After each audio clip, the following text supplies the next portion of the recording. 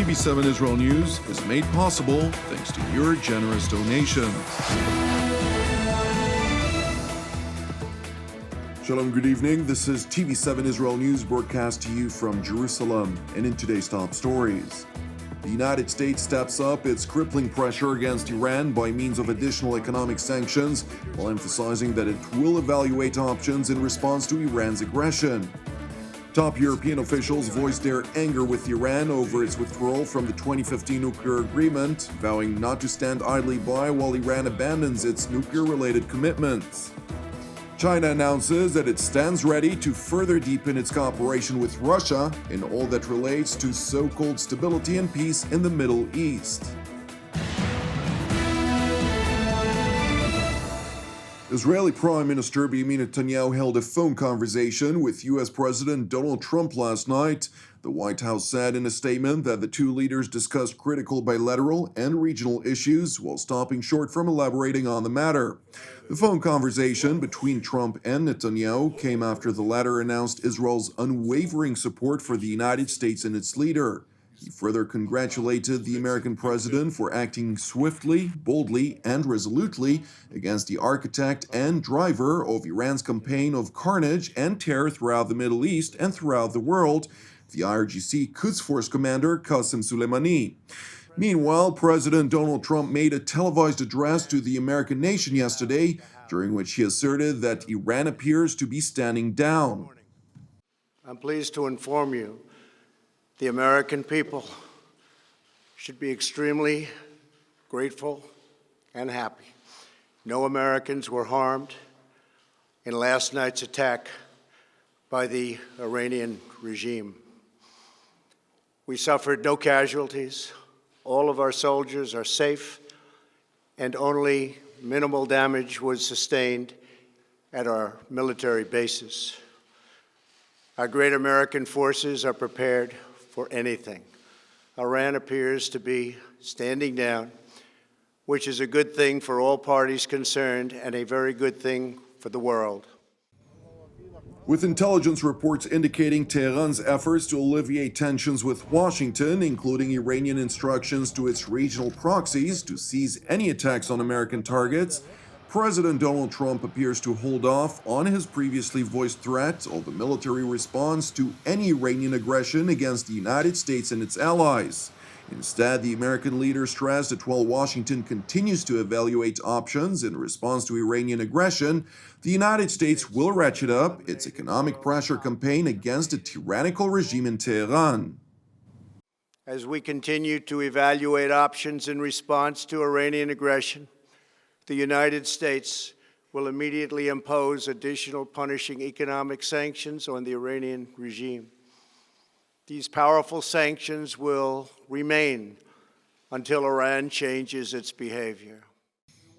President Trump also reiterated his call on Iran to immediately abandon its nuclear ambitions and support for terrorism. He stressed that the time has come for the P4+1, which includes Russia, China, France, Britain plus Germany, to recognize the true reality on the ground in which the Joint Comprehensive Plan of Action, commonly known as the 2015 nuclear deal, is null and void. Iran must abandon its nuclear ambitions and end its support for terrorism. The time has come for the United Kingdom, Germany, France, Russia, and China to recognize this reality. They must now break away from the remnants of the Iran deal, or JCPOA. And we must all work together toward making a deal with Iran that makes the world a safer and more peaceful place. Trump's call on world powers to join the United States in renegotiating with Iran a new deal that will hermetically limit the Islamic Republic's capacity to attain nuclear weapon capabilities came after Tehran announced its fifth and final step to completely withdraw from its commitment under the Joint Comprehensive Plan of Action. The move infuriated Europe, which maintains its vocal resolve to try and salvage the deal that clearly failed to separately deliver on both nuclear limitations and economic benefits for Iran. According to German Foreign Minister Heiko Maas, France, Britain, and Germany are set to hold a series of meetings on how to respond to the referred to Iranian withdrawal. He underscored that Europe will not just stand idly by as an observer while Tehran scales back from its nuclear-related commitments. Und wir werden im Kreise der E3 heute auch darüber reden, wie wir mit den Ankündigungen des Irans umgehen, das Atomabkommen, die Verpflichtungen aus dem Atomabkommen nicht mehr einzuhalten. Wir sind nach wie vor der Auffassung, dass dies ein wichtiges Abkommen ist, das dazu führt, dass der Iran nicht in den Besitz einer Atombombe kommt. Aber wir werden Ankündigungen, die Verpflichtungen nicht mehr einzuhalten in Teheran, auch nicht achselzuckend zur Kenntnis nehmen können. Und deshalb werden wir heute mit unseren Partnern im E3-Kreis darüber beraten, wie wir damit umgehen. Meanwhile, in Washington, U.S. Secretary of State Mike Pompeo hosted his British counterpart, Foreign Secretary Dominic Raab, at the State Department, during which the two top diplomats held extensive discussions on the volatile situation in the Middle East. Secretary Raab mentioned following the meeting that the United Kingdom, together with its American and European partners, are absolutely committed to thwart Iran from obtaining nuclear weapons. He also warned Iran that unless it returns to full compliance with the 2015 nuclear deal, the E3, which includes Britain, France, and Germany, will potentially trigger the DRM mechanism, which would effectively snap back crippling European economic sanctions that were active prior to the 2015 nuclear agreement against the Islamic Republic. Well, the first thing is we are absolutely committed, as our American and European partners are, to avoiding Iran acquiring a nuclear weapon. And we've obviously been committed to the JCPOA, but we've reached a point where non-compliance has been so acute in the most recent steps taken by Iran that obviously we're going to be looking very hard at what should happen next. We want to see Iran come back to full compliance, and we'll be looking at all measures, including potentially triggering the DRM.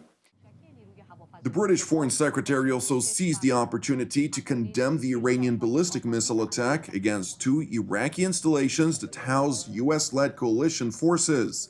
Secretary Raab insisted that while London recognizes Washington's right to self-defense, he remains hopeful to see the tensions de-escalated by means of a diplomatic route.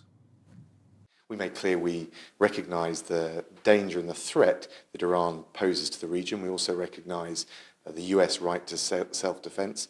At the same time, of course, we want to see the tensions de-escalated. We want to find a diplomatic route through. Well, we don't discuss intelligence matters or comment on them or operational matters, but of course, the US has the right to self-defense, and I don't think anyone would look at the role of General Soleimani in the region and not be aware of his role in organising, funding proxies with the destabilising effect they have for the whole region and the threat they pose to Western interests and indeed Western lives. Meanwhile, in the Australian capital, Canberra, Prime Minister Scott Morrison welcomed President Trump's statements, which he said encourages restraint and de-escalation in the volatile Middle East. Morrison further underlined that Australia will maintain its military presence in Iraq as part of the US-led coalition, in accordance with Canberra's commitment to help train local security forces that ultimately combat the Islamic State and other jihadist forces. As I've said before, Australia wants to see and has encouraged restraint and de-escalation, and I welcome President Trump's statement overnight.